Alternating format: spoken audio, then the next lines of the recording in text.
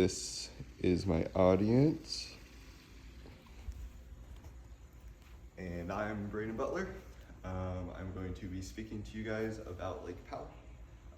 If you guys may or may not know, but Lake Powell is slowly dropping water level by the second. There's three things I'm going to be talking to you guys tonight about. One being Lake Powell's history, just to give you guys kind of an overview. Two being Lake Powell's current state, and three being what we are doing to preserve Lake Powell. Lake Powell is named after a Civil War veteran by the name of John Wesley Powell. He is him. He's known for leading a team of explorers through the Colorado River, and he and his team both kind of like discovered most of the Grand Canyon area and the Colorado River area. Lake Powell is known for its beauty and also for the resources it provides for the West Coast. It brings in 3 million plus tourists a year, whether it be for hiking around the mountains around Lake Powell, staying on houseboats for long staycations, or just doing day trips to the lake if you live close enough. One of the biggest tourist attractions at Lake Powell is Rainbow Bridge National Monument, which is basically just a big red arc that you can get to on the lake by boat.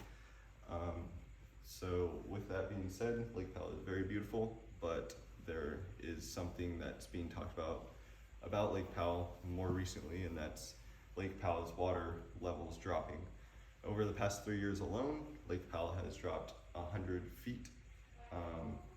With each day going by, Lake Powell continues to drop, and this is due to the rocks surrounding Lake Powell being very porous, and then the drought that the West Coast has been going through, as well as another main cause is the states that use Lake Powell's resources do not really replenish what they take, and Mother Nature is not very generous to Lake Powell. As you can see here, this is the main loading dock at Lake Powell. I actually went there around 6 years ago now, and when I went, you could get into the water at the cones very up there, and you could touch water with your feet. Now, today, where those people are to the water level, it is about a 50-foot drop. So it's kind of crazy to think about. And then this is a better example of an aerial shot. Lake Powell was once all the way up here where the white line ends, and now it's all the way down there. They had to bring the road all the way down just to even access water. So what are we doing to conserve Lake Powell's beauty and resources?